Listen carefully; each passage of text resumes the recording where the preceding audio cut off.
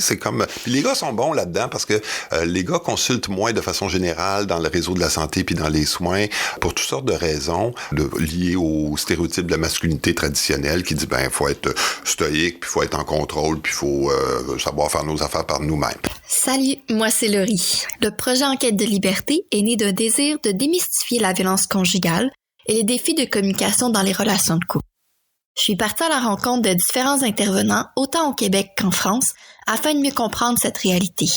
Au fil des rencontres, j'en suis arrivée à des échanges qui m'ont plutôt amené à mieux comprendre les ressources à notre disposition pour se sortir d'une situation de violence conjugale et aussi comment il est possible de prévenir des situations violentes dans nos relations avec les autres.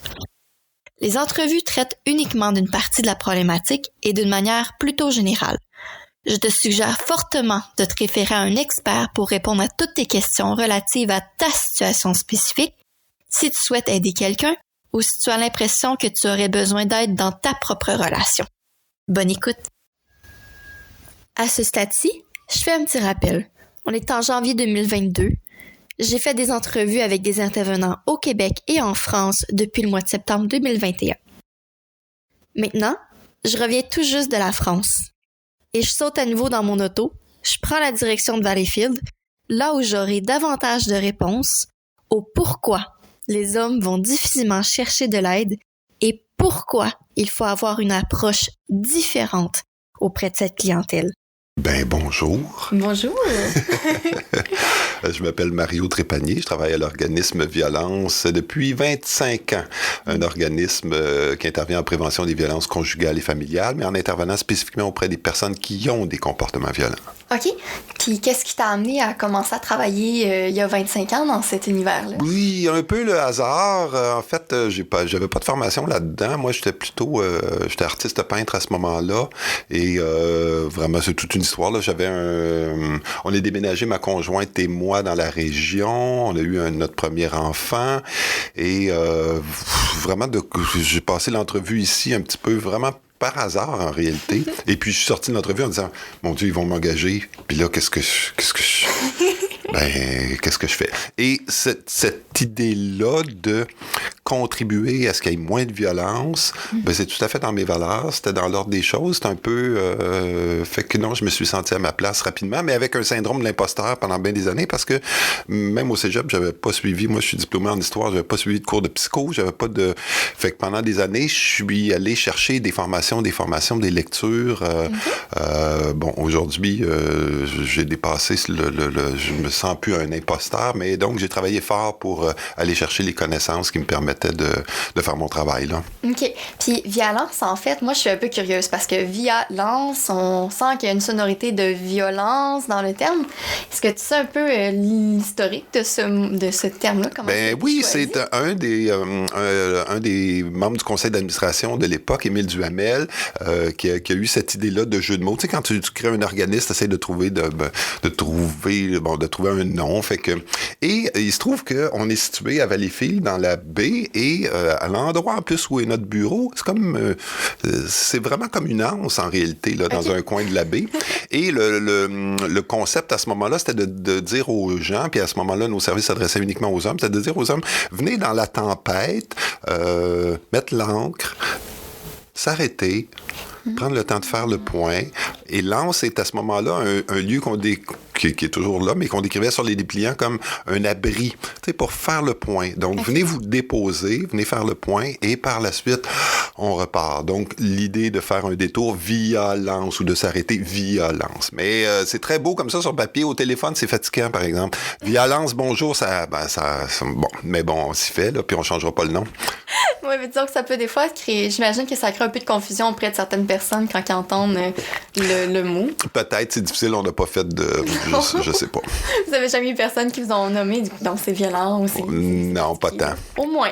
Mais il y a des gens plus... Tu sais, il y a des gens qui diront pas « je suis à violence ». Je me souviens d'un participant qui disait « Ah, moi, je suis des cours à lance ». Fait qu'il faisait pas une thérapie à violence, il suivait des cours à lance. Puis c'était parfait parce que ça lui permettait de parler de ce qu'il faisait. De toute façon, c'est la même chose, mais avec sans être stigmatisé comme homme violent ou batteur de femmes, là, ou voilà, avec tout ce que ça comporte, bien sûr. Là.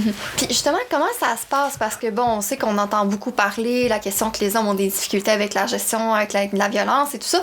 Comment ça se passe dans le concret, dans votre organisme ici? Parce que bon, on sait que dans les dernières années, particulièrement dans le contexte de pandémie, il y a eu plusieurs demandes qui ont été faites parce que des hommes sont allés chercher de l'aide.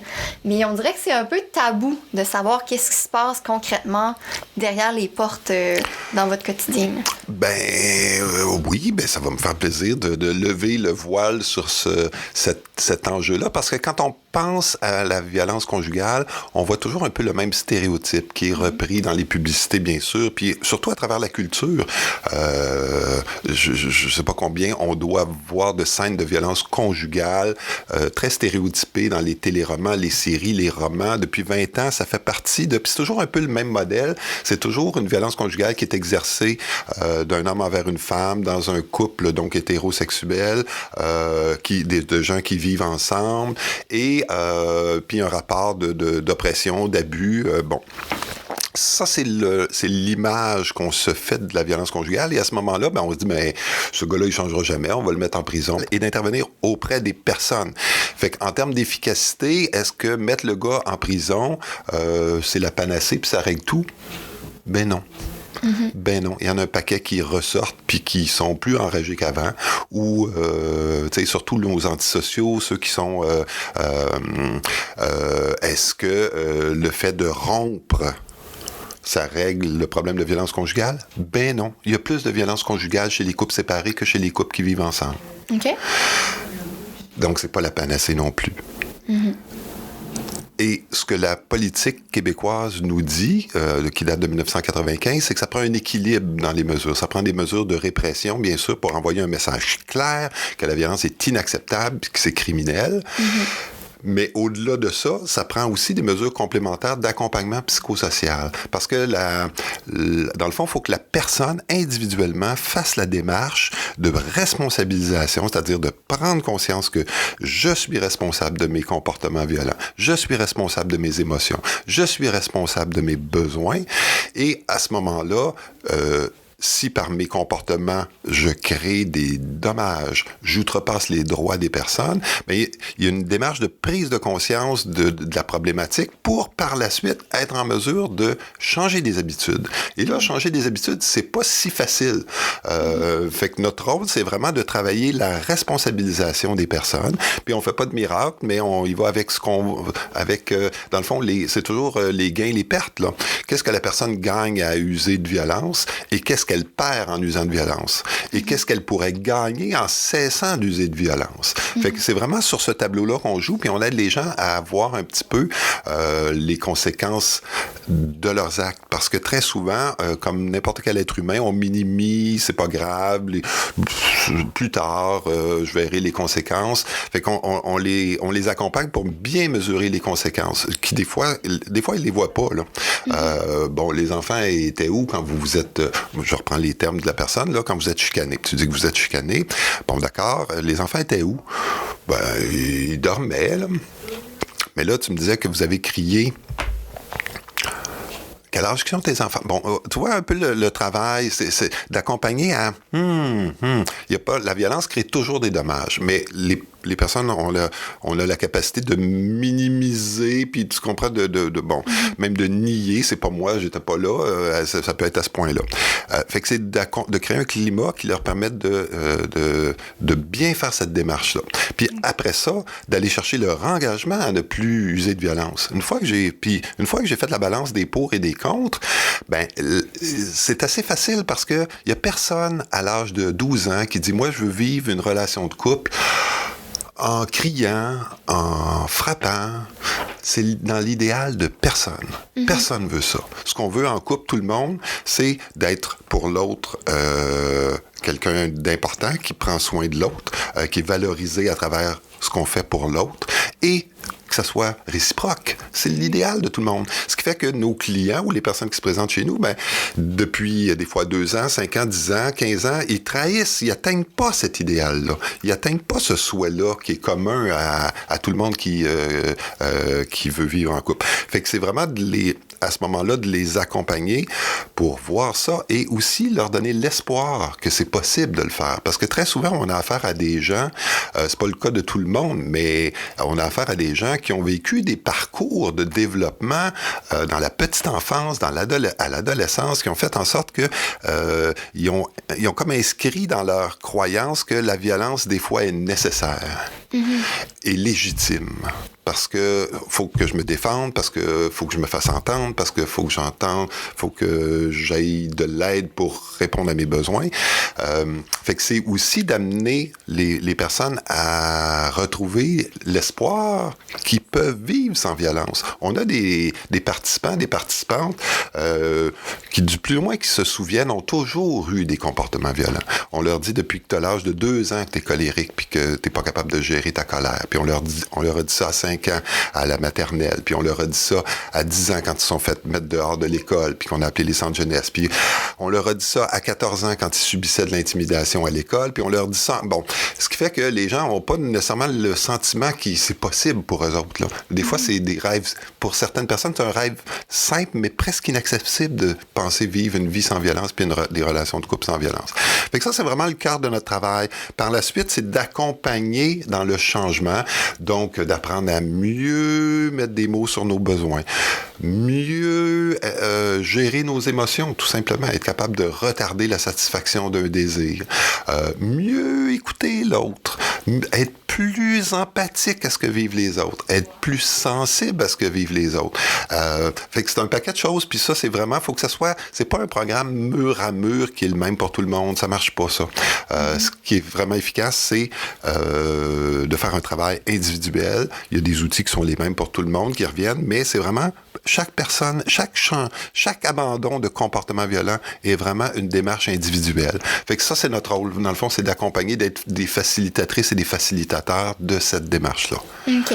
Parce que dans le fond, c'est sûr que, justement, quelqu'un qui peut avoir des comportements agressifs, des comportements violents, chaque personne va avoir des comportements qui sont différents, malgré qu'il y a une base commune. Mais ça veut pas dire que toutes les personnes que vous allez recevoir ici, que vous allez accompagner, ont les mêmes comportements exacts au même niveau. Absolument. Ben non, on a des cas, là, par exemple, d'un jeune couple qui est arrivé la semaine passée. Là où ils vivent, on leur a dit, allez consulter, parce que c'est pas normal de se crier après, puis même d'en venir au cou, là. Fait que les deux arrivent, puis ils ont besoin d'aide. Mais il n'y a pas une dynamique de violence conjugale établie depuis des années, là.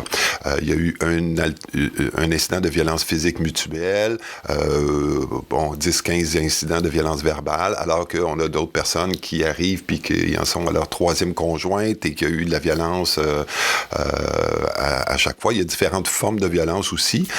Ça peut être, dans certains cas, des violences psychologiques, de contrôle. Dans d'autres cas, il peut y avoir de la violence physique. C'est plus rare, bien sûr. Du contrôle économique. Beaucoup de contrôle, justement, de tentatives de contrôle. Donne-moi ton téléphone, il faut que je te surveille, puis tu n'as pas le droit de parler à une telle ou à un tel. Et, mais c'est assez varié, finalement, là. Et puis, on a des profils de gens qui, au contraire, disent rien, aiment pas la chicane, veulent jamais, aiment pas les conflits, aiment pas les émotions. Puis là, quand ils ont un reproche, oui. Un autre reproche, oui. Puis là, achale-moi pas, tabarnak. Puis ça va faire ma tabarnak de petite colle. Puis là, ça monte. Là. Ça monte. Bon, fait qu'il y a toutes sortes de profils, là. Il n'y a pas un profil de personne qui a des comportements violents. Il y a une multitude de profils avec des gens, des fois un peu plus effacés, qui ont tendance à réprimer leurs émotions, et d'autres personnes qui ont une tendance, au contraire, aussitôt qu'ils ont une frustration puis un besoin non satisfait, d'aller au-devant puis de vouloir que l'autre change à tout prix. Fait qu'il y a toutes sortes de dynamiques, puis ça concerne aussi les deux personnes. Parce que on a l'impression, je reviens aux stéréotypes dont je parlais un peu plus tôt, on a l'impression que la violence conjugale, c'est majoritairement une violence hétérosexuelle et une violence unidirectionnelle, puis un contrôle unidirectionnel. Dans la vraie vie, c'est à peu près 10% des cas de violence conjugale, les cas où il y a un contrôle élevé avec de la violence, et dans la majorité des cas, on a beaucoup plus affaire à des cas, des situations de violence où il n'y a pas un contrôle élevé, mais il y a du pétage de coche, il y a du bon... ça, c'est le cas le plus fréquent là, qu'on voit en violence conjugale. Le deuxième cas le plus fréquent, en réalité, c'est chez les deux partenaires qu'il y a des comportements violents et qu'il y a beaucoup de comportements de contrôle. Okay. Chez les deux partenaires. Et là, on a une espèce de lutte de pouvoir constante. Dans le fond, fait qu'il faut tenir compte aussi de la dynamique. Puis il y a des cas aussi de gens qui vont utiliser des comportements de violence sous un mode un peu plus réactionnel. C'est-à-dire que c'est l'autre partenaire qui contrôle, qui surveille l'autre et qui vont user à leur tour de violence, mais dans un contexte pratiquement de résistance au contrôle exercé par l'autre partenaire. Fait qu'il faut être en mesure de tenir compte de toutes ces dynamiques-là parce que les besoins des personnes sont différents puis on les accompagnera pas non plus de la même manière. Mm-hmm. Parce que justement, votre particularité ici, c'est que vous pouvez accompagner les deux partenaires d'un couple. Donc, c'est pas seulement l'homme ou seulement la femme, c'est vraiment les deux personnes que vous pouvez accompagner au travers de ça. C'est ce que j'ai compris. Effectivement, on peut, oui, on offre, il y a 10 ans, parce qu'à l'origine, nos services s'adressaient exclusivement aux hommes, et il y a même 15 ans maintenant, on a décidé de prendre une orientation où on offrait des services sans discrimination en fonction du genre ou de l'orientation sexuelle ou aucune discrimination, en fait. Ce qui fait on accueille des conjoints de même sexe, des personnes trans, on accueille, on est dans l'inclusion, finalement. Et on peut donc effectivement accueillir, dans certains cas, les deux partenaires d'un couple. Bien sûr, on a des entrevues d'accueil qui nous permettent de savoir est-ce que les personnes sont au bon endroit. Parce que, surtout dans le cas des victimes féminines, il y a beaucoup de services. Alors, c'est très clair qu'il faut savoir à qui, si la personne dit « Oui, mais j'ai un problème de comportement violent, mais on va prendre le temps de l'accueillir, mais on s'aperçoit dans plusieurs cas que la personne a justement des comportements de violence réactionnelle dans un contexte où elle subit un contrôle élevé, bien sûr, on va la référer plutôt aux maisons d'hébergement. Dans le cas des victimes masculines, comme il n'y a pas de service spécialisé, nous jouons ce rôle-là d'accompagner les victimes masculines dans une démarche de reprise de pouvoir, finalement, mais sans violence, bien sûr. OK. Donc, dans le fond, c'est d'aller les aider du mieux en fonction de ce que vous constatez quand vous les accueillez pour qu'il y ait finalement un équilibre qui puisse s'installer. C'est un peu ce que j'en comprends. L'objectif pour nous, c'est toujours la même chose, c'est d'accompagner les personnes à ne plus ou ne pas user de violence. Donc, on va les accompagner dans un renforcement des facteurs de protection déjà présents ou de construction de facteurs de protection pour être en mesure de plus user de violence du tout. Là. Puis souvent, parce que vous accompagnez principalement les hommes ici que vous allez recevoir dans vos bureaux, comment ça se passe en fait? Est-ce que souvent, ça va être les hommes qui ont dit « moi, je réalise que oui, j'ai peut-être des comportements et donc je vais aller voir pour avoir de l'aide » ou c'est plutôt quelqu'un qui les a, d'une certaine façon, obligés à venir vous voir? Oui, parce que ça, c'est un peu... c'est une bonne question. Puis, d'entrée de jeu, je dirais que c'est 80% de notre clientèle qui est masculine. Là. Okay. Et là, il y a une grande diversité. Autant on a des fois des personnes qui se sont présentées en disant « Wow, j'ai fait telle chose, j'avais jamais, par exemple, claqué une porte ou j'avais jamais même usé de... » et là, ils ont dépassé eux-mêmes, finalement, leur tolérance. Et là, ils vont demander de l'aide. Ça, c'est une minorité, là. C'est la crème, on va dire, parce que c'est facile, on n'a pas besoin de travailler la responsabilisation, elle est déjà présente. Okay. Chez certaines personnes, ils ont eu le son de cloche, ils ont pu user de violence à quelques reprises, puis là, ils ont eu un son de cloche que, ça avait des impacts négatifs. Par exemple, la conjointe ou le conjoint, mais plus souvent la conjointe, bien sûr, qui va dire, non, moi, je tolérerai plus du tout ce genre de geste-là. J'ai le droit de vivre dans un environnement sans violence et va trouver de l'aide parce que moi, je ne tolère plus ça. Et on a, dans certains cas, la personne qui était touchée par ça, qui était sensible à ça, puis qui a dit « Wow, effectivement », et qui s'adresse à nous. Donc là aussi, encore une fois, on a des gens qui arrivent avec une reconnaissance, au moins partielle, du problème.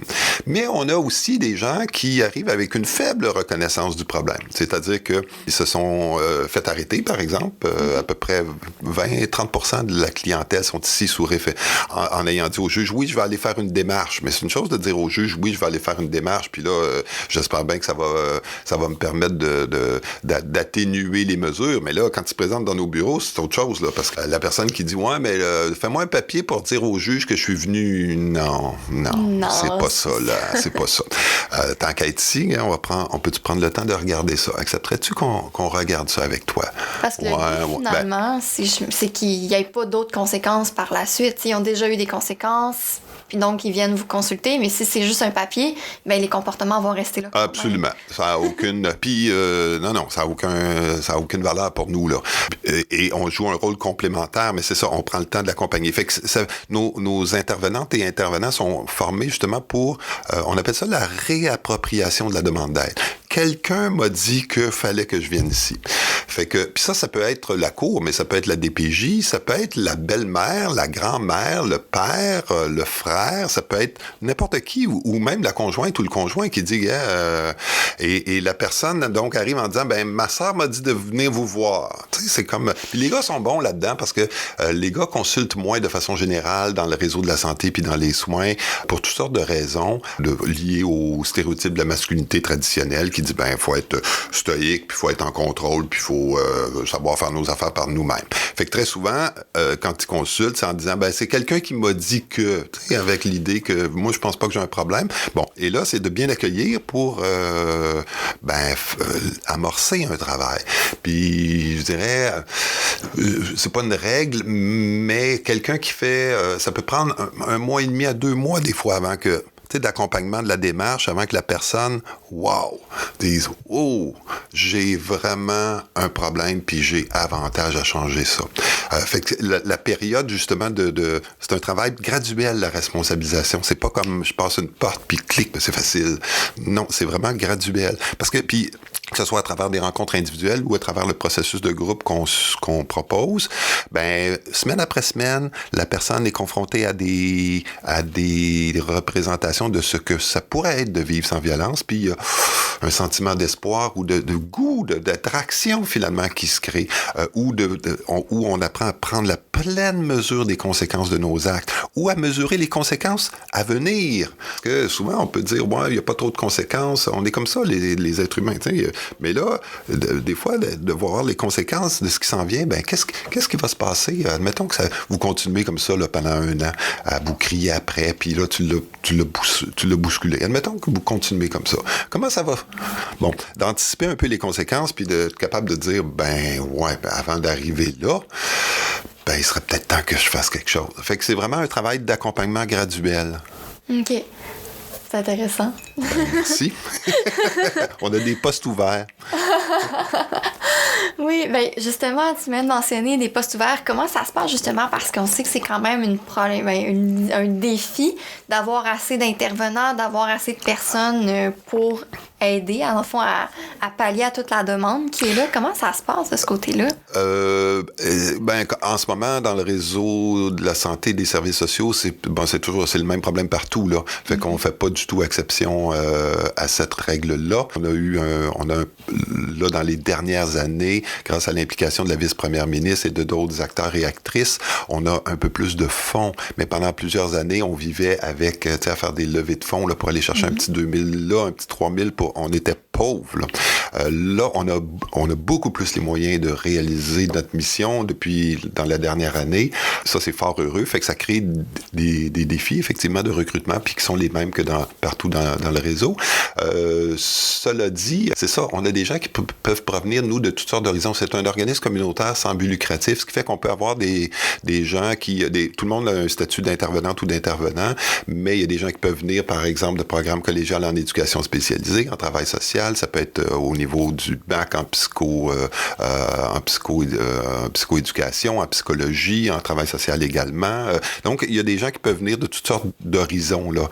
Fait que le bassin de recrutement est quand même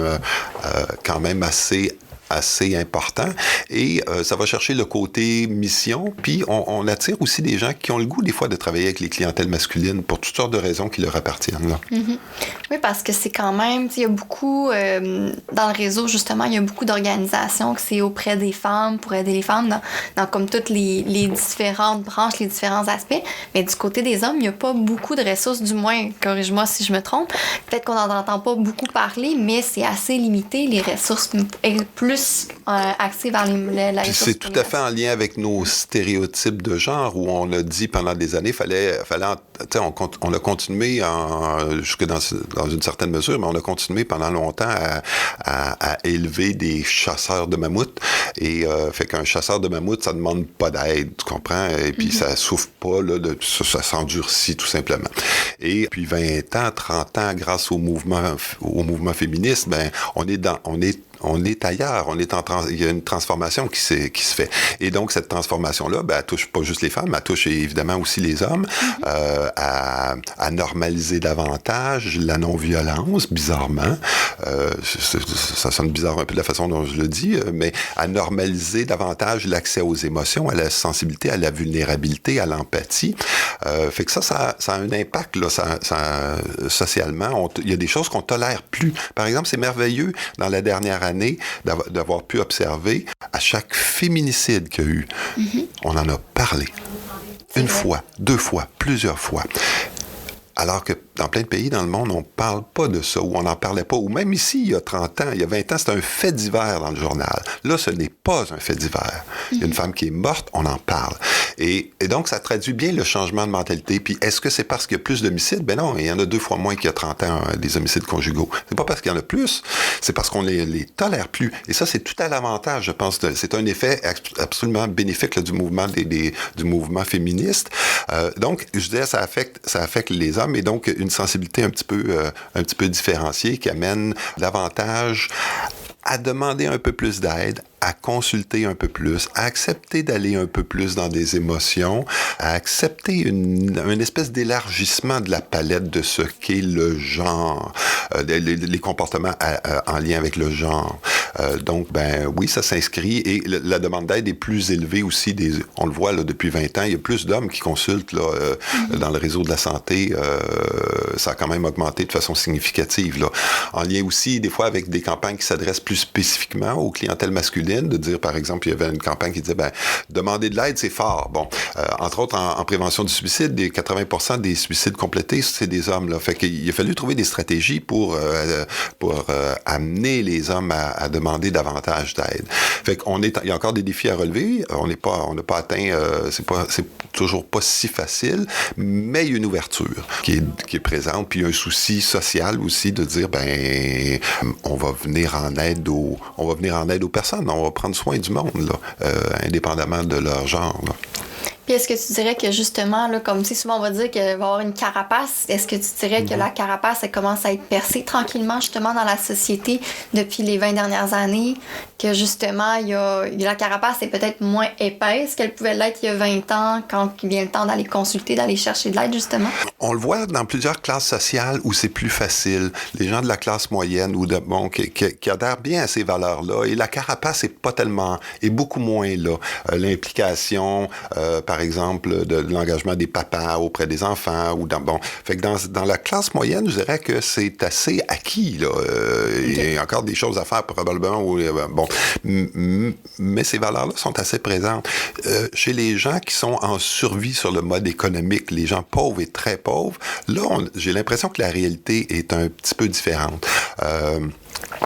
C'est là qu'on retrouve les gars qui n'ont pas fini leur secondaire 5, qui sont peu éduqués, puis qui, historiquement, avaient quand même un bon salaire parce qu'ils étaient capables de faire un travail manuel difficile, exigeant, donc bien payé.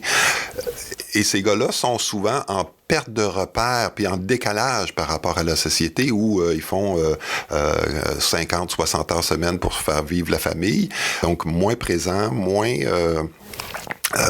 socialement, ils sont en mode survie, finalement. Ce qui fait que l'implication paternelle, ça veut pas dire qu'ils n'aiment pas autant leurs enfants, mais l'implication paternelle puis les valeurs de couple sont souvent nuancées par l'urgence de jouer le rôle de pourvoyeur avec peu d'autres possibilités, finalement que de travailler 60-70 heures par semaine à des salaires qui sont pas si grands des fois là, pour réussir juste à faire vivre la famille. Fait que cette réalité-là est encore présente, puis bien sûr, on n'a pas la même ben, il y a des gars, par exemple, qui vont me dire, c'est du luxe, là, ce que tu me demandes de faire. Moi, j'ai pas ce luxe-là, là, d'être à l'éc. Et ils finissent par y arriver, là, mais tu comprends qu'ils arrivent avec l'idée que, ben non, le gars, faut qu'il subvienne aux besoins de la famille, puis faut qu'il protège la famille. Fait que, un petit peu point à la ligne. Je caricature un peu, mais il y a plusieurs nuances, c'est ça. Quand on dit les hommes, en fait, ça n'existe pas les hommes. Je comprends la catégorie sociale, mais il faut prendre le temps de regarder tous les autres facteurs. C'est un peu l'idée du féminisme intersectionnel ou de l'approche structurelle, où on va regarder d'autres facteurs que le genre, qui vont être beaucoup plus déterminants dans certains cas. Et le revenu est un facteur majeur là, pour regarder les conditions de vie des personnes. OK. Oui, parce que souvent, il y a une portion de ça aussi. La question financière est quand même un très grand stress dans la société, dans beaucoup de familles, d'être capable justement de survivre, d'être capable de subvenir aux besoins de base.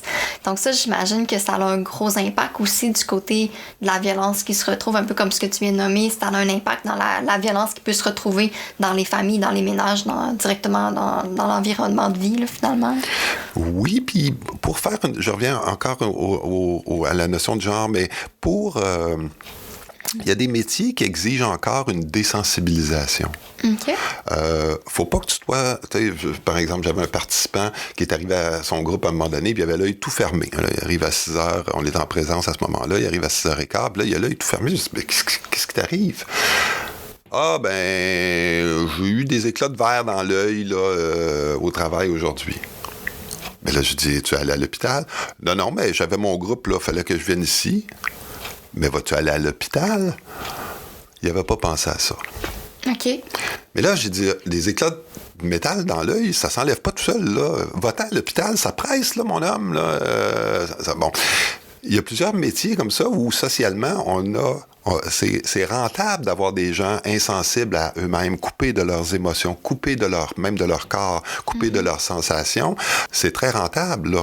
Et à ce moment-là, sont fonctionnels mais évidemment, ils meurent jeunes parce qu'ils se tuent à l'ouvrage, ils vont mourir d'un accident. Je caricature un peu, j'amplifie, mais avoir des accidents de travail, fait qu'on continue à avoir besoin. Il y en a beaucoup moins parce qu'avec la mondialisation, on a délocalisé un paquet de tâches, puis avec la mécanisation puis les machines, il y a plein de tâches où on n'a plus besoin de la force physique brute là, du chasseur de mammouth. Mais on a encore ça. Fait que c'est les personnes les plus vulnérables, puis leurs conjointes aussi. Là, il y a une grande vulnérabilité là, dans cette zone-là où on a encore, c'est ça, la culture. Parce que pour chasser le mammouth, il ne faut pas que tu sois trop sensible au mammouth. Tu comprends? De ne pas être trop alerte non plus à tes propres besoins. Mais non, à travers de ça. Non, c'est ça. Il y a une coupure qui est physiologique, qui est émotionnelle, puis qui est relationnelle. Fait que les hommes, à ce moment-là, dans cette culture-là, vont entretenir des relations de grande dépendance envers leur conjointe parce que c'est comme la moitié de ce qui me manque, parce que c'est elle qui est la partie émotive, c'est elle qui prend soin des relations sociales, des relations amicales, des enfants. Fait qu'il y a une immense dépendance là, à ce moment-là aux conjointes parce que cette portion-là, elle est féminine et elle est à l'extérieur de moi. Et donc, quand la conjointe part, là, c'est d'amener la personne à bien l'accompagner parce que c'est pas la moitié de toi qui est partie, là.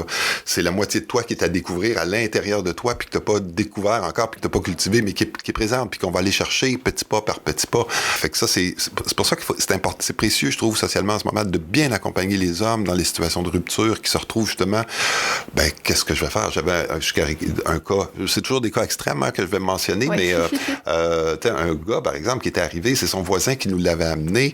Depuis 10 jours, c'est sa voisine, la conjointe du voisin qui nous l'a amené, qui le nourrissait, parce que lui, sa femme était partie et il était pas capable de faire à manger. OK. Puis là, moi, je le reçois, puis... Là, je dis, tu me niaises-tu? J'ai peut-être pas dit ça dans ces mots-là, mais t'es pas capable de te faire à manger, mais c'est parce que t'as-tu un poil... Bon, mais culturellement, là, et puis le monsieur, il s'était pas lavé, il faisait pas de lavage, il entretenait... Et là, c'est bon, ça n'a pas de bon sens, là, tu sais. C'est pas des cas qu'on rencontre si souvent, mais après, c'est d'accompagner, justement, l'acquisition de nouvelles habiletés. L'autonomie aussi, j'imagine. Puis de l'autonomie, certainement. Puis c'est pour ça que le gars, son premier réflexe, c'est de dire, je vais travailler fort pour récupérer ma femme. Je mets des guillemets, bien sûr, là. parce que c'est bien plus facile que d'apprendre à faire tout ça, qui lui apparaît insurmontable. Fait que là, imagine la pression. Puis c'est pour ça qu'il y a beaucoup de violence post-séparation. Dans le fond, c'est tous ces éléments-là là, qui font en sorte que la dépendance est des fois très, très, très élevée. Donc, justement, de je t'aime tellement, donc je veux te récupérer, mais au final, ça fait juste augmenter Absolument. la non-autonomie de la personne qui reste accrochée à dire, ben là, je vais. Mais ça augmente le taux de violence aussi qui est fait dans les stratégies pour amener la personne qui, au final, c'est tout à fait. Pas gagnant. Tout à fait. Puis, on voit ça très clairement dans les cas d'homicide conjugal, parce que c'est ça le cœur de l'homicide, de la problématique des homicides conjugaux, c'est le refus de la rupture par le conjoint. Okay. C'est vraiment le principal facteur de risque, c'est le conjoint qui n'accepte pas la séparation, ne veut pas aller dans les émotions que ça encourrait de deuil, de peine, de peur, et dans la colère, et là, met en place un ensemble de stratégies pour récupérer. Pitié, mon amour, ne pars pas, fais-moi pas ça, fais pas ça aux enfants. Bon, là, jouer sur les émotions, jouer sur la culpabilité, puis là, 2 minutes après, ou 10 minutes après, ou le lendemain, ma tabarnak de crise de folle, tu partiras pas parce que m'as tué. Bon, bon, fait qu'on a un déploiement de stratégies tout axé sur empêcher la rupture. Et là, quand s'ajoute la jalousie, avec le temps, des signes de dépression, des idées suicidaires qui apparaissent, ben, l'idée homicide apparaît à ce moment-là chez ces gens-là. Là. Ce qui fait que vraiment d'accompagner socialement les hommes en particulier, parce que c'est les hommes qui vont tuer dans l'immense majorité des cas, les conjoints dans l'acceptation de la rupture, puis une transition vers une réappropriation dans le fond de l'autonomie, donc quelque chose de positif à l'intérieur de ça, mais pour ça, il faut être capable d'aller dans le deuil, il faut être capable d'aller dans les émotions, il faut être capable de tolérer que ça fasse mal. C'est ça. Absolument. Puis on est capable, les êtres humains, de tolérer ça, là. C'est ça, c'est pas toujours facile, mais justement d'accepter d'aller dans la souffrance, de dire oui, j'ai une souffrance et je dois en prendre soin de cette souffrance-là. Voilà. C'est exactement ça. Ouais. C'est ça. Hein? Puis moi, je suis un petit peu curieuse parce que, bon, quand même, on entend beaucoup parler dans les médias traditionnels, justement, des organismes qui viennent aider les femmes, qui sont en aide auprès des femmes. Et il y a un peu le discours qu'on entend de dire, ben c'est la faute des hommes. C'est la faute des hommes, il faut punir les hommes. Je suis un peu curieuse de savoir peut-être ton opinion par rapport à ça. Ouais. Parce que c'est assez sensible. Oui, ça l'est. Ça l'est. Moi, d'abord, j'ai une difficulté avec le clivage homme-femme, comme je disais. Il faut tenir compte de plusieurs autres facteurs que sont bien sûr l'âge. En violence conjugale, en violence conjugale, il y a 5 fois plus de violence chez les 14-24 ans que chez les 45 ans et plus. Okay. Donc, il y a l'âge qui joue. Faut tenir compte de l'orientation sexuelle. Il y a 2 fois plus de violence conjugale chez les conjointes et conjoints de même sexe que chez les couples hétéros. Donc, il y a un paquet de facteurs qui vont... c'est un portrait plus global. Fait que l'opposition homme-femme, je vois bien sûr son utilité, puis ça a amené dans la défense ça a amené le droit de vote, ça a amené un paquet de choses extraordinaires, mais en violence conjugale, c'est plus nuancé que ça. On a besoin je comprends au niveau du discours public, mais dans la vraie vie, c'est beaucoup plus nuancé. C'est un petit peu, je sais pas trop comment dire, je pense qu'il faut être un peu plus inclusif pour que les personnes se reconnaissent. Par exemple, on a fait une recherche il y a quelques années sur les hommes subissant de la violence conjugale. On s'est rendu compte sur les 20 hommes qu'on avait dans la recherche, il n'y en a aucun qui savait qu'il y avait un problème de violence conjugale avant qu'un professionnel ou une professionnelle de la santé dise « Ouais, il me semble qu'il y a un problème. » Qu'ils en subissaient qu'ils en subissaient. Okay. Et c'est déjà dur, on sait, pour les victimes féminines de se rendre compte qu'elles sont victimes de violence conjugale. C'est vrai pour toutes les victimes, mais chez les victimes masculines, ça n'existait pas, tout simplement. Ça n'existe pas. Si je suis un homme, ben c'est parce que ma femme a un problème d'alcool, c'est parce que ma femme a un problème de jeu, c'est parce que ma femme a un fort caractère, c'est parce qu'elle a été abusée dans son enfance. Donc, on excuse, puis c'est souvent attribué à la santé mentale de la conjointe. Fait qu'on on se voit pas, les hommes se voient pas comme victimes de violence. Hein. Moi, j'ai l'impression que, dans le fond, quand on parle des droits de la personne, la violence, c'est une atteinte aux droits de la personne, ben ça inclut pas juste les femmes, ça inclut tout le monde, y compris les hommes gays, y compris les... Bon, oui, moi, je vais dans un sens de l'inclusion puis de prévention, bien sûr.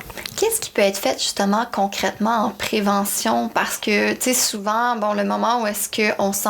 Il y a un moment où est-ce qu'il y a un déclic dans notre tête à dire, OK, oui, je vis de la violence ou j'en fais subir de la violence à l'autre, mais comment est-ce que, concrètement, il peut y avoir une prévention qui pourrait être faite dans la société sans devoir se rendre à dire, oh, j'en vis ou j'en fais subir, donc c'est là que je dois aller chercher de l'aide? Est-ce qu'il y a certains éléments qui peuvent être mis en place dans les relations pour la prévention? Certainement. Ben, je vais faire une petite revue des principaux facteurs de risque qui font qu'une personne use de violence.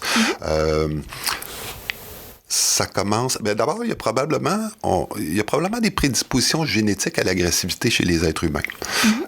On sait que dans les premières années de vie, il y a des bébés qui pleurent plus, qui crient, qui sont plus malheureux que d'autres, finalement. Là, puis quand on les voit chez les enfants de 5 ans, il y a une proportion de 20 à 30... Le pic de violence physique chez les êtres humains, là, c'est entre 2 ans et 4 ans. Okay. L'endroit où tu as le plus de chances de te faire frapper, c'est dans une garderie. Okay. C'est là le lieu le plus dangereux. On le dit pas comme ça parce qu'on sait que c'est normal chez les enfants d'exprimer puis d'exprimer l'agressivité et on l'appelle pas nécessairement ça de la violence. On va appeler ça de la violence rapidement quand ça perdure. Mais c'est vraiment le pic. Donc, c'est pas inhumain là, de tirer les cheveux de l'autre parce qu'il nous a pris notre jouet. Là, puis, au contraire, c'est très répandu en réalité. Et on sait que vers l'âge de 5 ans, il y a chez 20 à 30% des enfants, c'est encore présent.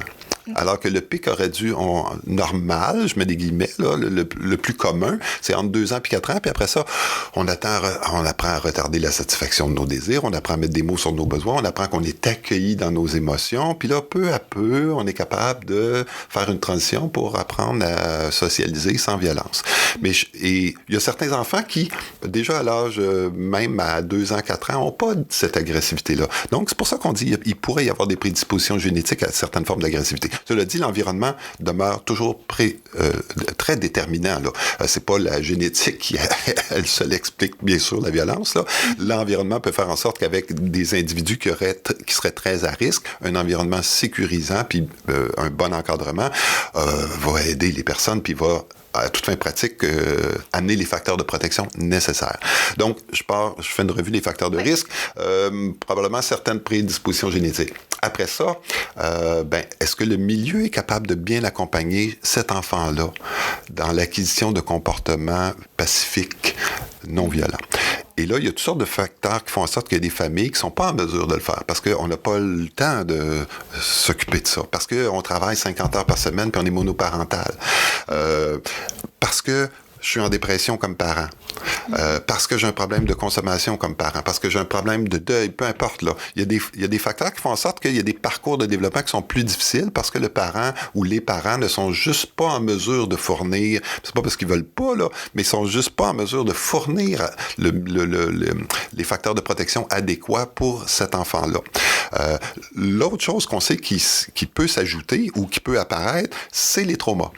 Donc, être victime de mauvais traitements, d'abus physiques, sexuels, psychologiques, ça peut être aussi des traumas pas liés à l'exposition à la violence, juste un trauma de façon accident ou peu importe, là. Mais particulièrement les traumas en lien avec la violence ou l'exposition à la violence conjugale, on va parler dans certains parcours de traumas cumulatifs. Et là, ça amène un problème, un retard dans le développement de la personnalité, là. Et même la mise en place d'une espèce de fausse personnalité, de faux soi défensif. Donc, face à toutes sortes de stresseurs dans l'environnement, je vais mettre en place des mécanismes qui sont pas vraiment appropriés. Pendant des années, je vais faire ça, mais qui sont des mécanismes qui me permettent de protéger les blessures que j'ai eues quand j'avais 2 ans, 3 ans. Donc, ça crée des mécanismes, puis c'est durable après ça, là. Et donc, ça amène dans certains cas, par exemple, à une prédisposition à la colère ou à l'agressivité, une prédisposition à penser que l'autre nous veut du mal. Bon, ça amène un paquet de... Il y a beaucoup d'impact là, sur les traumas dans l'enfance.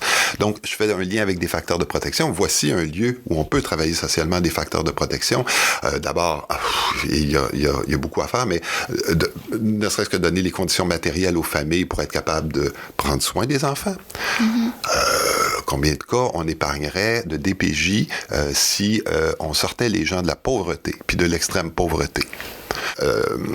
Après ça, être en mesure d'avoir des services un peu plus pour les familles, pour accompagner. Quand il y a des traumas, est-ce qu'on peut accompagner rapidement les familles pour aller chercher les facteurs de protection puis de résilience pour guérir les traumas. Et là, on revient à la socialisation de genre où, d'une part, on sait que les garçons sont plus exposés à la violence physique que les filles et les garçons sont un peu moins exposés aux facteurs de protection aussi parce qu'on est encore dans l'idée que, je dis pas que c'est généralisé, mais que, dans le fond, faut élever notre chasseur de mammouth. Alors, on va pas le prendre dans nos bras puis le consoler quand il y a de la peine.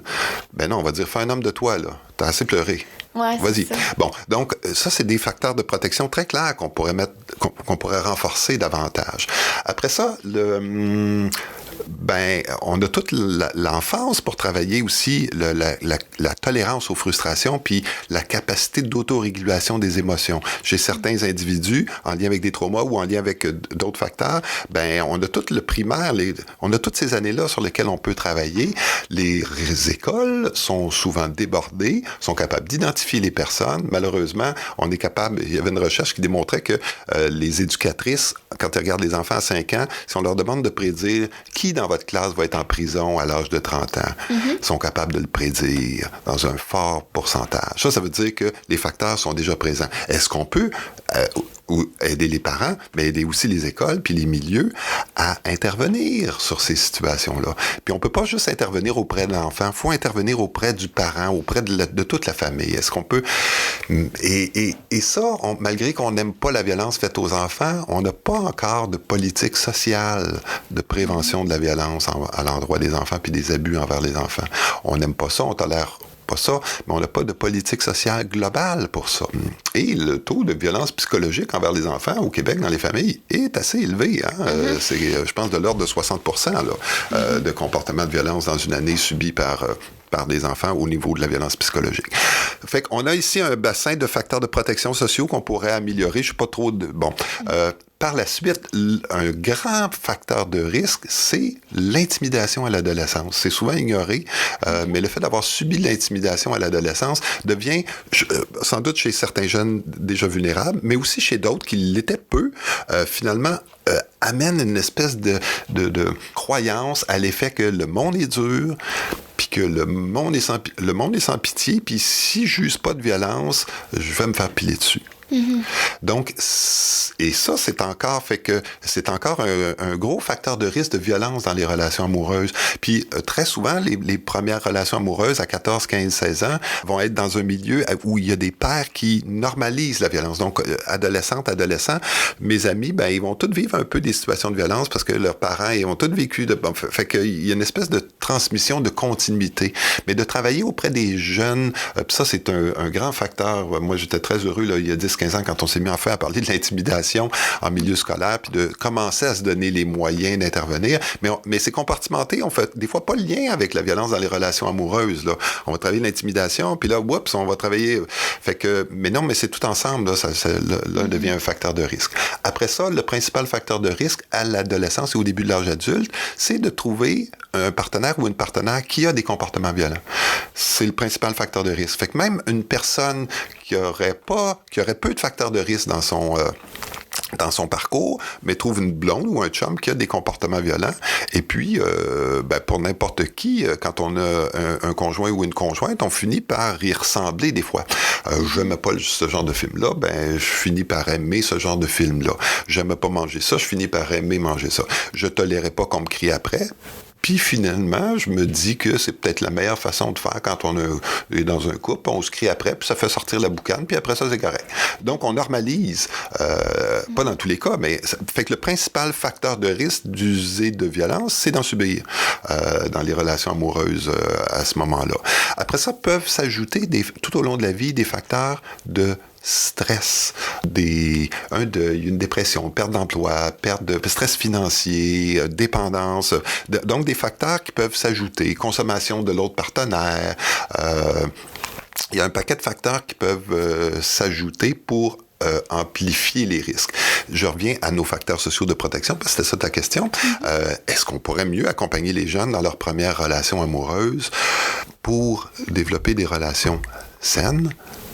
Pas normaliser la jalousie, pas normaliser le fait que, ben oui, pour être à l'aise, tu as le droit de regarder dans mon téléphone, puis tu as le droit de me suivre, puis tu as le droit de savoir où je suis, puis je vais te faire un rapport, puis oui, je parlerai pas à mon ex parce que je sais... mon Dieu!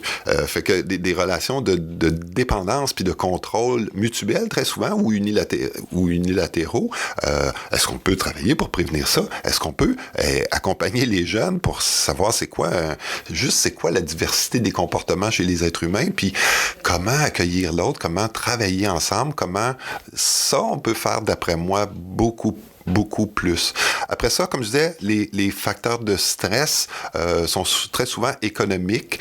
Travailler à réduire les cas d'extrême pauvreté dans notre société, puis à réduire les inégalités sociales, ben c'est aussi un facteur de protection des violences conjugales, puis surtout de la dépendance.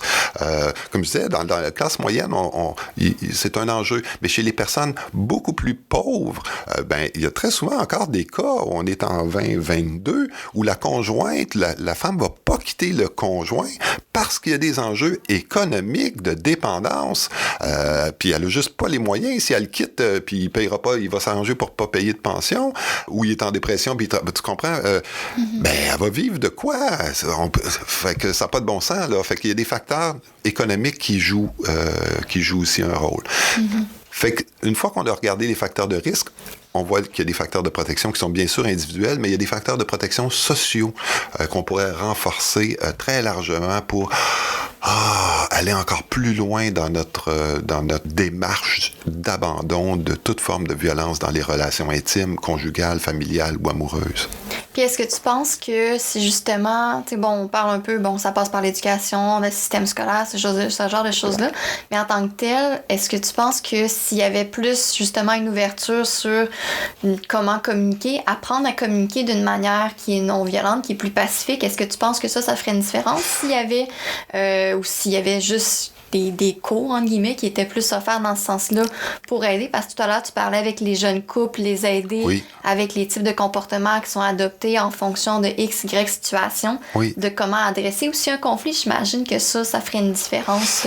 Certainement, puis on peut faire, tu sais, déjà, des fois, par exemple, il y a des activités prévention de violence conjugale, on va une fois par année dans une école, puis on dit, fait que c'est pas, ça a une efficacité, mais bien sûr, c'est peu. Fait qu'il y a de la prévention primaire comme ça qu'on peut faire là, auprès de toute cette population-là, mais surtout d'avoir des services spécialisés. Comme je disais, les éducatrices à l'âge de 5 ans sont capables de dire qui va avoir des problèmes. Bon, fait qu'on peut-tu mettre rapidement en place, dès la petite enfance, mais également à l'adolescence, avoir de l'accompagnement aussi pour des personnes qui ont des grands risques de violence. Et donc, que ça soit un phénomène qui puisse être adressé, qu'on puisse s'adresser. Si j'ai 14 ans, je suis en milieu scolaire, est-ce que je peux m'adresser à l'école en disant j'ai un problème de violence subi ou agi ou les deux, et penser que je pourrais avoir une aide qui soit personnalisée, adaptée à mes besoins, puis peut-être à mon couple, peut-être pour travailler avec les deux. Et ça, en ce moment, c'est pas tellement accessible. Fait qu'il y a un chantier, j'ai l'impression, dans les 10 prochaines années pour aller chercher, puis ça serait précieux parce que on a souvent des services pour adultes, mais en réalité, les violences conjugales et familiales, comme ça, le principal groupe à risque, c'est les jeunes, là, c'est les jeunes, là, c'est au début, c'est dans les premières relations de couple qu'on devrait pouvoir intervenir davantage. Sans être stigmatisé aussi, parce que je pense que ça, c'est un peu un défi. Si un jeune va chercher de l'aide, souvent, il y a un peu cette portion-là, tu sais, justement, justement, si un enfant de 5 ans est identifié comme étant plus violent dans ses comportements, ben s'il y a une étiquette à dire lui, cet enfant-là est violent, c'est là que ça peut devenir un peu... c'est là que c'est difficile, puis toutes les activités de prévention, parce qu'on veut condamner la violence, puis c'est heureux. En même temps, quand on condamne les personnes qui ont des comportements violents, ils ne demandent pas d'aide, puis ils tombent, tu comprends. Bon, fait que c'est toujours un peu le piège, puis dans certains cas, dans le fond, la manque de confiance en la justice fait en sorte qu'il s'est créé une espèce de mode de justice privée qui a des impacts négatifs réels. Là. On est armé de bonnes intentions, on veut une intolérance à la violence. Oui. Mais on veut se faire sa propre justice. Oui, parce qu'on a l'impression que les victimes sont abandonnées par le système. Non, et on peut-tu travailler à améliorer le système, ça on se comprend, pour avoir une protection de nos droits qui est assurée, plutôt que d'avoir une espèce de système de justice privée parallèle, informel, où on va, finalement, on revient au mammouth, là, tu comprends, on n'a pas du tout amélioré le cas. Mais c'est ça le défi, par exemple, et c'est pour ça que nous, on va faire attention à nommer, à distinguer le problème de violence en nommant que ce sont des personnes qui ont des comportements violents. Distinguer la personne des comportements. Et pour justement être accueillant, puis dire, la violence est un synonyme de mal-être imposé aux autres, mais c'est aussi un synonyme de mal-être qu'on se fait vivre à soi. Et c'est ça le cœur de l'affaire. Puis l'un invalide pas l'autre. C'est pas que c'est des pauvres agresseurs. Puis on m'a reproché ça des fois de dire oui, tu vas pas me faire pleurer pour les agresseurs. Non, je veux pas te faire. C'est pas ça l'idée. Mais est-ce qu'on peut socialement s'assurer qu'on crée un équilibre entre la répression, mais également l'accompagnement psychosocial? Parce que c'est les deux qui sont il y a un équilibre des deux à respecter. Et en plus facile, tout le mouvement conservateur nous amène à dire, c'est plus facile de penser juste répression. Répression, répression, répression, répression, répression, puis avec la répression, tout marche bien. Mais c'est pas le cas. Si c'était efficace, OK, discutons-en, mais c'est parce que c'est très souvent pas efficace. La plupart des cas, peut-être pas, je n'ai pas les chiffres exacts, mais d'abord, il y a plein de cas de violence conjugale qui ne sont pas judiciarisés pour toutes sortes de raisons. Dans un grand nombre de cas, les conditions ne sont pas respectées pour toutes sortes de raisons. Les cas de récidive, quand il y a juste l'appareil judiciaire, sont très élevés. Hein? C'est assez moyen, finalement. On a des résultats, mais c'est assez moyen. Si il y a une expérience en Belgique comme ça où ils ont implanté, à la fois dans certains cantons, des régions, juste des différentes mesures pour mesurer l'efficacité des différentes mesures. Et c'est très clair que s'il y a juste arrestation puis il n'y a pas d'accompagnement, c'est assez peu efficace, finalement. Ça a des résultats, mais fait qu'il faut aller au-delà de cette mentalité, justement, de dire, qui est revancharde, finalement, puis qui est même violente à certains. Dans le fond, il faut qu'ils payent. Dans le fond, quand on dit ça, on est dans la violence. On est contaminé par la problématique en disant, en bout de ligne, il faut que l'autre souffre, puis c'est ça qui va être une méthode efficace socialement. Donc, il y a certaines féministes, je pense à Françoise Vergès en France, qui vont nous mettre en garde contre les risques de féminisme carcéral. C'est-à-dire de dire, pour renforcer le pouvoir des femmes, la réponse va être punitive, exclusivement. Françoise Vergès, ce qu'elle dit, c'est, oui, quand on fait ça, on ne tient pas compte de tous les autres facteurs. C'est qui se retrouve en prison? C'est les pauvres. Ah bon? C'est les hommes noirs. Ah bon? C'est, ici, on dirait les autochtones. Ah bon? Fait qu'on oublie les autres facteurs. Bon. Fait que faire attention à cette propension-là qu'on dirait trop rapide à dire, faut punir, faut punir, faut punir. Oui, un oui ferme, hein, mais c'est pas juste ça, là. Puis c'est ça, on pense souvent au Québec, on dit au Québec on est dans la prévention, c'est vrai qu'on est bien plus dans la prévention que dans bien d'autres pays dans le monde. Cela dit, si on regarde sur le plan des investissements financiers, tout est axé, presque tout le budget est axé sur la punition. Ça coûte tellement plus cher d'envoyer quelqu'un en prison avec tout ce que ça va coûter, l'appareil judiciaire, puis que de faire des activités de prévention en milieu scolaire ou d'adapter adapté aux jeunes dans les premières. C'est beaucoup plus coûteux. Fait que dans le fond, on est une société très, très conservatrice sur ce sens-là, où on croit beaucoup à la loi et l'ordre. Et malheureusement, avec des fois le peu d'impact que ça a, mais on y croit. Puis là, on dit, ben, si ça marche pas, ben, on va mettre plus de policiers. Dans certains, fait que on est dans, et là, après ça, on se retrouve, comme dans des sociétés américaines où les personnes très riches vont mettre des barricades avec des gardiens de sécurité pour vivre dans leur quartier sans violence. Il me semble qu'il n'y a pas de violence, en tout cas. Et donc, on va se surprotéger.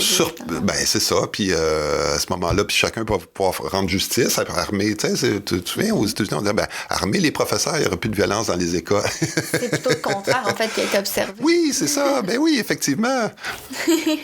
Moi, je suis curieuse sur un élément. Quand on s'est parlé au téléphone il y a quelques semaines, tu m'avais nommé qu'il y avait quand même un décalage par rapport à la France, entre autres, qu'on était plus avancé au Québec dans les mesures, tout ça. Ben oui. Je suis curieuse un peu de t'entendre sur cette question-là parce que ça... Puis c'est un élément aussi qui est ressorti quand j'ai fait mes entrevues là-bas, comme quoi que le Québec était beaucoup plus avancé dans les mesures. Ça se traduit un peu de quelle façon? Tu me dis... c'est très clair dans l'offre de services, là. Au Québec, il y a un peu plus d'une centaine de maisons d'hébergement pour femmes victimes de violences et leurs enfants. C'est probablement, je sais pas, mais c'est probablement, à vue d'œil, l'endroit dans le monde où il y a le plus de ressources pour les victimes féminines de violences. Mais ça a donné des résultats, ça, là. C'est pas pour rien qu'on a la moitié moins d'homicides conjugaux qu'on avait il y a 30-40 ans au Canada. C'est pas pour rien que la violence conjugale, depuis qu'on la mesure, Statistique Canada la mesure depuis 1999, ça a diminué de plus de moitié. C'est parce qu'on a mis des mesures en place. Même chose, il y a 33 ressources pour hommes ou des fois qui accueillent pas juste les hommes, mais les personnes qui ont des comportements violents en contexte conjugal et familial. Il y en a 33 au Québec avec différents points de service. C'est accessible. Mais ça, il n'y a pas ça en France, là. Il n'y a pas ça dans... Ouais. Fait que on est très en avance en réalité. Et on est effectivement envié comme un lieu vraiment où on a investi en prévention des violences conjugales et familiales, mais ça donne des résultats. Probablement certains pays comme la Norvège ou certains pays qui sur certains éléments sont comparables ou même plus avancés, plus avancés qu'ici. Mais globalement, on est assez... on est beaucoup plus... beaucoup plus efficace, là. Beaucoup plus efficace puis plus développé dans les services offerts aussi. Absolument. Puis du côté des hommes, en règle générale, c'est du côté de la clientèle que vous recevez, ça peut ressembler à quoi l'âge? Habituellement, l'âge moyen que vous pouvez recevoir ici avec les services, y a-t-il un âge moyen un peu? Oui. Ça suit la courbe dans le fond, qui est la même courbe, ça c'est heureux, ça suit la même courbe que la violence conjugale. Donc, on a beaucoup, beaucoup plus de jeunes, là. Puis après ça, plus ça diminue, la courbe baisse. C'est une courbe qui est similaire à celle qu'on voit dans les statistiques en termes de prévalence, là. C'est plus du côté, c'est plutôt les personnes plus jeunes qui vont venir vous voir. Oui. Ce qui est quand même une bonne chose quand on regarde ça, parce que justement, plus c'est pris tôt, puis plus les comportements sont changés en étant plus jeunes, ça permet que pour la suite, que finalement, les facteurs de violence soient diminués, autant dans les familles, s'ils ont des enfants, dans l'environnement de travail, dans tous ces environnements-là, finalement, c'est ce que Tout à fait. Oui, effectivement. Les clientèles qu'on souhaiterait rejoindre un peu plus, c'est chez les plus jeunes, parce que, comme je disais, nos services, nous, débutent à 18 ans. Dans les prochaines années, ça serait précieux d'être capable d'offrir un peu plus ou de mieux accompagner les milieux scolaires pour offrir des services mieux adaptés pour les plus jeunes. Et bien sûr, si je regarde les différentes catégories identité sociale, les conjoints et conjointes de même sexe sont sous-représentés par exemple, dans nos services. Les personnes autochtones sont sous-représentées dans nos services. Fait qu'il y a encore du travail à faire là, pour rejoindre l'ensemble de la population. Oui, c'est ça. C'est assez difficile parce que justement, c'est tout le temps comme un peu de blanc ou noir, là. C'est soit un ou soit l'autre, mais ceux qui sont qui sont pas dans une catégorie précise dans leurs besoins, c'est plus difficile des fois de savoir quelles ressources je vais contacter pour avoir l'aide que j'ai besoin puis qui est adaptée à mes besoins, là. Entre autres, c'est pour ça qu'on souhaiterait avoir une plus grande diversité des campagnes en violence conjugale pour tenir compte de la diversité. Tu sais, dans plein de choses, quand on fait une campagne gouvernementale, la diversité est bien présente, on s'assure. En violence conjugale, pas tellement. On peut-tu le faire aussi parce que c'est payant c'est payant partout, là. C'est ça. Puis en tant que tel, quand les personnes vous contactent, est-ce que c'est souvent plus par téléphone ou ils viennent directement à vos bureaux ou est-ce que ça va être par écrit? Là, avec la pandémie, on a plus de gens par téléphone, bien sûr. De façon générale, on a beaucoup de gens qui se présentent sur place. Et entre autres, je dirais, c'est un peu une particularité d'intervenir beaucoup auprès des clientèles masculines. Des gars, ils vont appeler, puis s'ils n'ont pas de réponse, là, ils ne laisseront pas un message. Puis ils vont même dire, il n'y a pas de service, tabarnak, de cette affaire. Mais très souvent, ils vont se présenter. Quand ils sentent, ils vont se présenter en personne. Et là, juste de voir les lieux, d'être accueillis, ça fait une différence. Rassurant. Donc, c'est assez diversifié, là, mais je dirais qu'il faut être capable d'offrir un lieu physique où les personnes sont accueillies. Entre autres, justement, quand on travaille auprès des clientèles masculines, c'est un facteur de plus. Puis d'avoir un site web où on peut s'informer, regarder à quoi ça ressemble, c'est rassurant. Oui, parce que c'est ça, on voit ça dans la demande d'aide des hommes. On dit, c'est un peu comme un iceberg. Le gars, il va se présenter, puis on voit la face émerger du iceberg, où là, c'est comme, tu sais, je suis en contrôle, comment ça marche, peux-tu avoir un rendez-vous, tu sais, le côté bourru, de plus loin, bon. En réalité, il faut accueillir la partie qu'on voit pas. J'ai peur d'être jugé. J'ai peur de mal être accueilli. Je sais pas combien ça coûte. Puis j'ai pas d'argent. J'ai peur que ça convienne pas à mon horaire. Je vais être obligé de manquer des heures de travail. Donc, il y a un paquet de choses qu'ils nous disent pas en lien avec les peurs, puis en lien avec la socialisation masculine, justement, en lien avec des émotions, des fois, qui sont accumulées. Vont-tu me faire pleurer? Ils vont-tu me changer de force? Fait que beaucoup de peurs. Fait que l'idée, c'est d'accueillir la personne dans sa globalité, puis même si elle ne nous nomme pas ces peurs-là, nous, d'être capable de désamorcer. Regarde, nos services sont entièrement confidentiels. Ici, on va t'accompagner, mais on ne changera pas de... Tu sais, de connaître d'avance les peurs puis d'être capable de désamorcer, ce qui fait que la qualité de l'accueil est un facteur clé de la démarche là, pour la suite. Puis est-ce que c'est quelque chose qui peut être positif d'avoir une possibilité justement que ce soit par écrit que les personnes entrent en contact avec vous?